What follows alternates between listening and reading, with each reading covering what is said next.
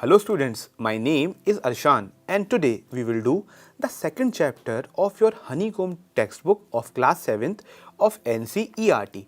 The name of the chapter is Gift of Chappals. This is a very interesting chapter, students. In this chapter we will see a lot of things, from the exaggeration of children's stories to the values of imagination, the ability of seeing the contradiction, and some moving acts of charities as well. We will also do a special segment known as Working with Language afterwards. So students, the Gift of Chappal is actually an extract from author Vasant Surya's Mridu in Madras. Whereas students, Mridu is a young girl growing up in Madras, which is called Chennai nowadays. She is living with her Tapi and her Thata. As you might not know that Tapi means grandmother and Thata means grandfather in Tamil languages. Now one afternoon she is being taken by her Tapi to her aunt's Rukumani's house to meet her cousins Lalli, Ravi and Meena. So let's go and see. So students, this is how the story goes. A smiling Rukumani threw open the door. Ravi and Meena rushed out and Ravi pulled Mridu into the house. "Wait, let me take off my slippers," protested Mridu. She set them out neatly near a pair of large black ones. Those were grey, actually with dust. You could see the clear mark of every toe on the front part of each slipper. The mark for the two big toes were long and scrawny.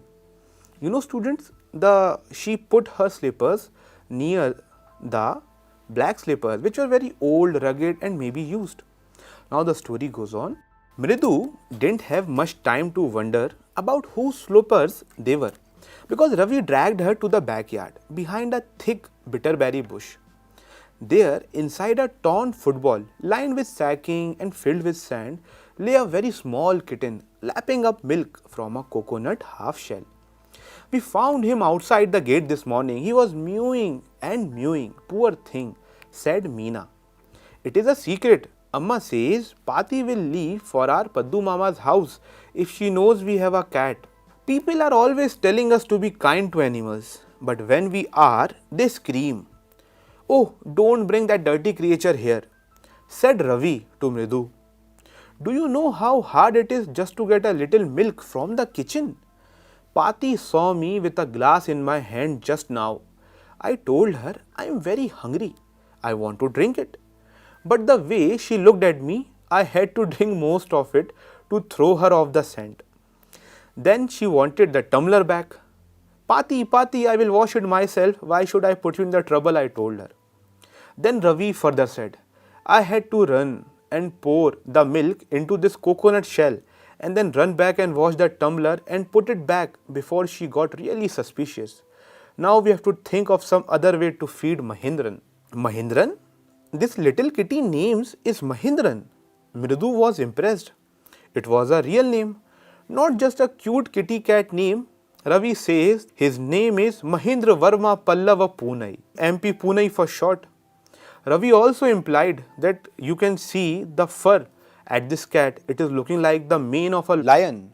So he was comparing a lion with his cat. So he also noted the point that the emblem of the ancient Pallava king was lion. Listening to all these stories and all, Mridu started laughing, giggling indeed. But listening to this, what happened? Ravi said to Mridu, "Think I'm joking? Well, just wait. I'll show you sometime. It's clear you don't know a thing about history. Haven't been to Mahabalipuram, have you?" he said mysteriously. "Well, when our class went to Mahabalipuram, I saw a statue of Thatas, etc., etc. Fact is, Mahindran here is descendant from the very same ancient cat." So students, Ravi was trying to convince Mridu. He even said that, "Do you know that scientifically the cat is a descendant of lion and also the Pallav lion, which was the emblem of the Pallav dynasty." You know, he was making things up and he was implying that the cat is a descendant of none other than the Mahabalipuram Rishi cat. And then suddenly he remembers people used to worship cats in ancient Egypt. But Ravi continued, "Yes, this cat of mine is a descendant of the Egyptian cat goddesses, which actually got stowaway in one of the Pallava ship. Now students, stowaway means to be hidden in a ship for travelling without being noticed by anyone. Mahindran the cat, he looked up alarmed. He had just been sharpening his claws on the edges of the coconut shell.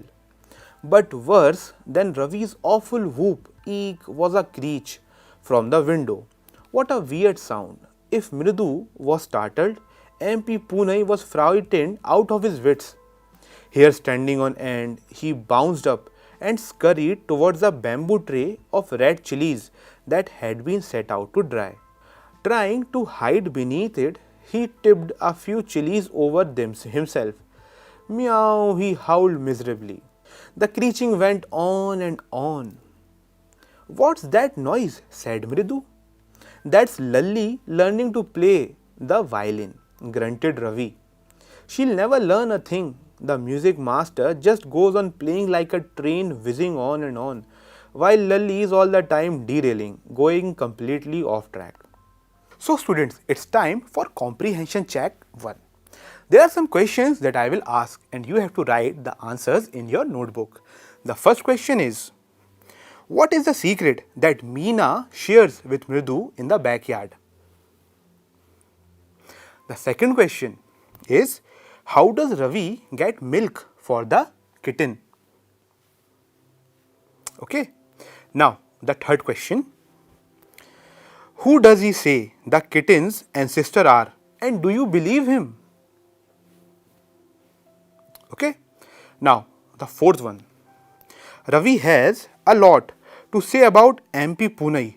This shows that number 1, he is merrily trying to impress Mridu. Number 2, his knowledge of history is sound. Number 3, he has a rich imagination. And number 4, he is an intelligent child. Now, which of these statements do you agree or disagree? Okay students. Now, the last one, fifth question. What was the noise that startled Mridu and frightened Mahindran? Or I can also say MP Punai. So students, interesting comprehension check, right? Now, let us go further into the story with that screeching sound. Mridu crept up to the window. Lalli was sitting a little distant away, awkwardly holding her violin and bowstring, her elbows jutting out and her eyes glazed with concentration. In front of Lalli was the music teacher. With most of his back to the window was the bony figure of the music master or teacher. He had a mostly bald head with a fringe of oiled black hair falling around his ears and an old-fashioned tuft. A gold chain was gleaming around his leathery neck and a diamond ring glistered on his hands as it glided up and down the stem of the violin. A large foot stuck out from beneath his gold-bordered veshti edge. Veshti is a dhoti, it is called dhoti in Tamil. So, the music teacher, he was beating time to time on the floor with his scrawny big toe. The music master played a few notes. Lalli stumbled behind him and unhappy in her hands. What a difference! The music master's notes seems to float up and settle perfectly into the invisible tracks of the melody. It was like the wheels of a train fitting smoothly into the rails and whizzing along. As Ravi said, Mridu stared at the huge beringed hand moving effortlessly up the violin stem, making lovely music on her violin, which looked quite helpless. So students, what happened? There came another sound, squawk. There was Lalli derailing again. Amma, Amma, came a wail from the gate. Wail, a cry or a shouting. Amma, Amma. Ravi, send that beggar away, cried his mother from the back veranda, where she was chatting with Tapi. He has been coming here every day for the past week and it's time he found another house to beg from, Pati explained to Tapi. Mridu and Meena followed Ravi out. The beggar was already in the garden, making himself quite at home. He had spread his upper cloth under the neem tree and was leaning against its trunk, apparently prepared to take a little snooze, while he waited for the arms to appear. Go away, said Ravi sternly. My Pati says it's time you found another house to beg from. The beggar opened his eyes very wide and gazed at each of the children one by one. The ladies of this house, he said, at last in a voice choked with feeling, are very kind souls. I have kept my body and soul together on their generosity for a week. The beggar opened his eyes very wide and gazed at each of the children. Ravi, tell him there's nothing left in the kitchen, said Rukumani. And he is not to come again. Tell him that. She sounded fed up. Ravi didn't have to repeat it all to the beggar. What his mother said had been easy for them all to hear, there under the neem tree. The beggar sat up and sighed. I'll go, he said wearily. Only let me have a rest under this tree.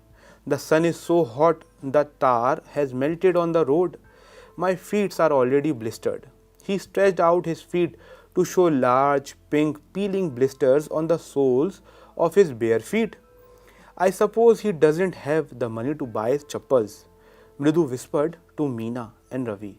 Have you got an old pair in the house somewhere? I don't know, said Ravi. Mine are too small to fit his feet, or I'd have given them to him. And his feet were larger than Mridu's and Meena. The beggar was shaking out his upper cloth and tightening his dhoti as if he is about to leave. He raised his eyes and looked fearfully at the road, gleaming in the afternoon heat. He needs something on its feet, Meena said, her eyes, big eyes filling. It's not fair. Meena started crying, seeing the condition of the beggar. She said, this is not fair. You know the statement big eyes filling, it means crying.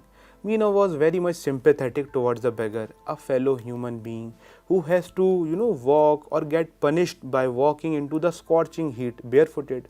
So she was very much disappointed. Then what happened, students? Let us learn more. Shh, said Ravi. I'm thinking about it, blubbering. It's not fair, isn't it going to help in 2 minutes? He'll be frying his feet on that road. What he needs is a pair of chappals. So where do we get them? Come, let's search the house. He pushed Mridu and Meena into the house. Just as she stepped into the veranda, Mridu's eyes fell on the odd-looking chappals she had noticed when she arrived. Ravi, she whispered to him, whose are those? Ravi turned and glanced at the shabby-looking but sturdy old chappals. He beamed and nodded. These are the just right size, he said, picking them up. Mridu and Meena followed him nervously back into the garden. Here, said Ravi to the beggar, dropping the slippers in front of the old man. Wear these and don't come back. The beggar stared at the slippers, hurriedly flung his towel over his shoulder, pushed his feet into them and left. Muttering a blessing to the children, in a minute he had vanished around the corner of the street. The music master came out of the house and took an unappreciative look at the three of them, sitting quietly under the tree, playing marbles.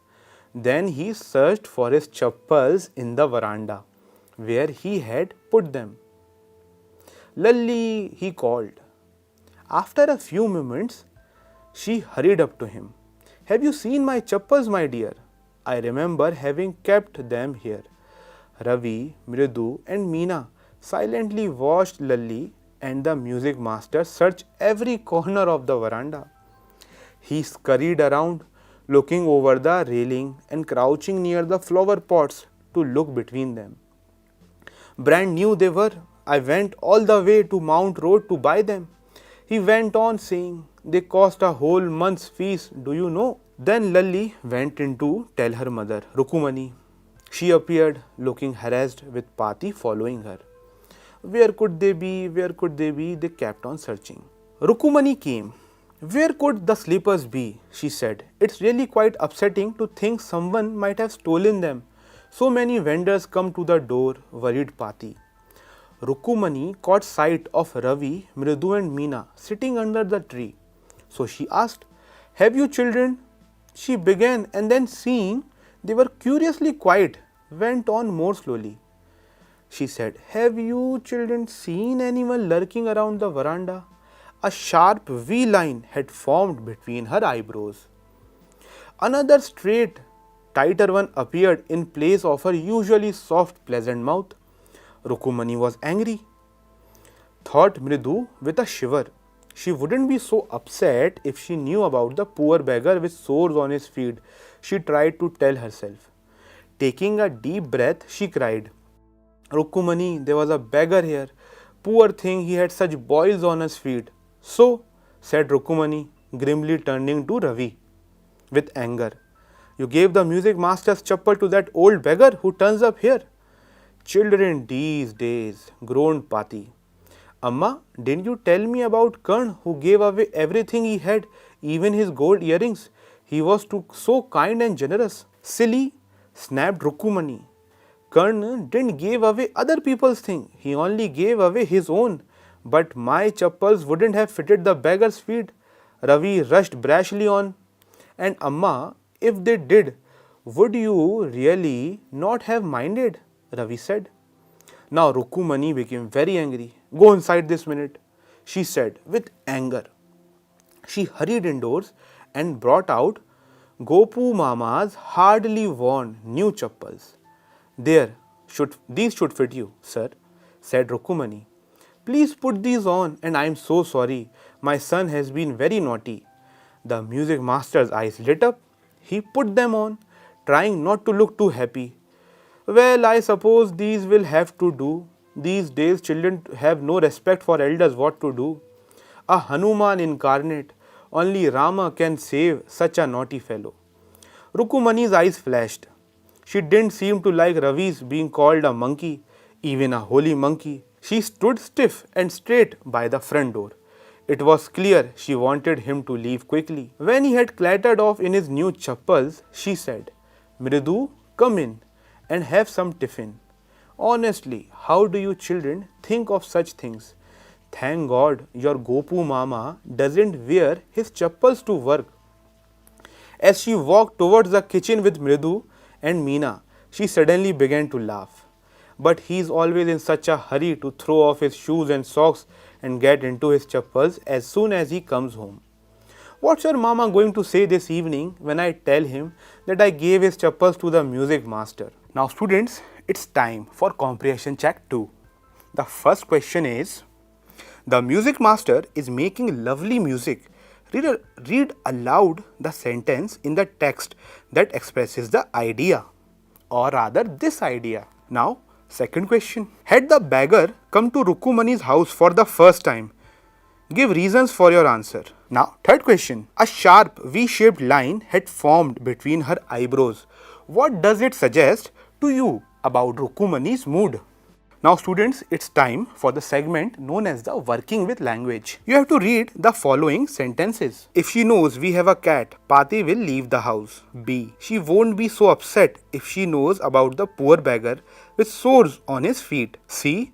If the chappals do fit, will you really not mind? These are the options, students. Now what you have to do, you have to rewrite each of these sentences by using the if clauses or the conditional clause. Listen to this statement. Walk fast, full stop. You will catch the bus, full stop. If you walk fast, you will catch the bus. See, we have made these two statements into one, and also we have used the if clause in the starting. Similarly, you have to do the rest of the sentences. So students, in this story, we have learned a lot of things. We have seen the spontaneity, we have seen the imagination of Ravi, we have also seen the ability to see contradictions in normal behaviors and the moving acts of charity as well. Now, the values of sincerity, care and compassion are very important in our life as well, and we should always take care of these values and try to show them whenever possible. Also students, in this chapter we have learned a lot of new things. For example, in the comprehension check we have learned the use of if clauses, also known as the conditional clause. Also students, we have learned in this chapter about the values of language learning, practicing, decision making, and maybe negotiating and persuasion as well. As you can see, Ravi tried to negotiate with her mother, trying to justify his act of charity. Well students, it was a very interesting chapter. I will take your leave for next time. Bye bye.